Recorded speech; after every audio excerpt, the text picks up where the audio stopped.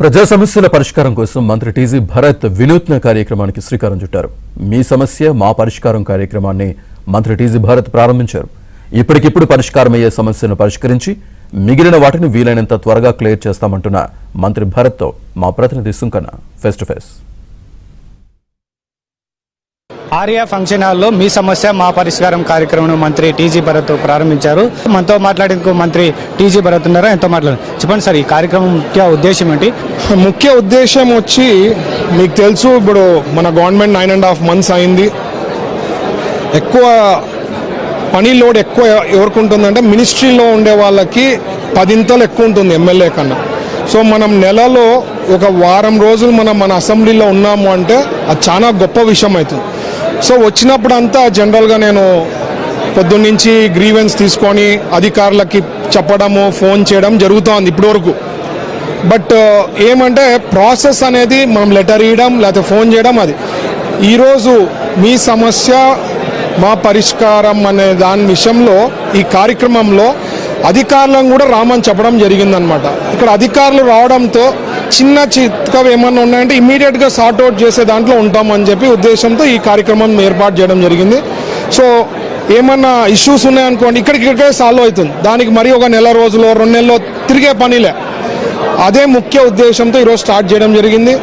Issues ఎక్కువ శాతం నన్ను అడిగితే మేజర్ కాదండి, బట్ ఇష్యూస్ ఏవైతే ఇప్పుడు వస్తున్నాయో నాకు అనిపించి ఆ పెన్షన్కి సంబంధించింది, లేకపోతే ల్యాండ్ డిస్ప్యూట్స్ గురించి, లేకపోతే హెల్త్ ఇష్యూస్, ఇవి చెప్పొచ్చు. ఇంకా పర్సనల్గా అంటే వాళ్ళ పర్సనల్గా అంటే ఈ ట్రాన్స్ఫర్లు ఇచ్చిన లెటర్లు కాలేదు, లేకపోతే వాళ్ళపైన ట్రాన్స్ఫర్లు అనవసరంగా చేశారు సార్, మాకు ఇన్వెస్టిగేషన్ లేకపోయినా మా మీద ఏదో ఇట్లాంటివి పర్సనల్గా ఉంటాయి. బట్ ప్రజలకి మేజర్ సమస్యలు అంటూ నాకేమి ఇప్పటివరకు వాళ్ళు వచ్చి ఇట్లా ఇది చాలా మేజర్ ప్రాబ్లం అనేది అట్లాంటిది ఏమీ లేదు.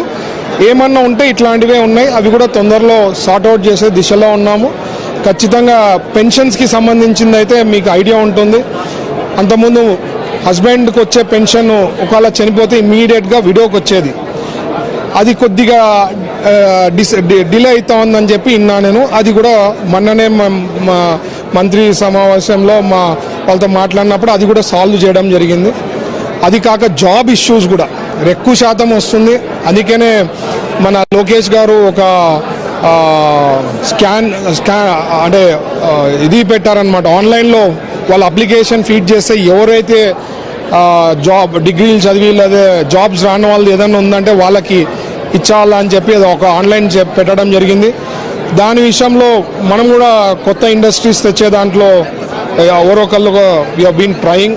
ఖచ్చితంగా ఇండస్ట్రీస్ వస్తాయి, జాబ్ ఆపర్చునిటీస్ పుడతాయి. ఈ కార్యక్రమం ముందు కూడా కంటిన్యూ వచ్చేస్తుంది ఖచ్చితంగా. అంటే ఈరోజు చూసి ఇష్యూస్ ఏమున్నాయి, ఎక్కడ టీచింగ్ ట్రబుల్స్ ఉంది, ఏముందని ఇంకా బెటర్గా పర్ఫామ్ చేసేదానికి నెలకు ఒకసారా 2 నెలలకు ఒకసారా అనేది ప్లాన్ చేసే దాంట్లో ఉంటుంది. కెమెరా పర్సన్ రాజశేఖర్తో సుంకన్న, ఏబిఎన్ ఆంధ్రజ్యోతి, కర్నూలు.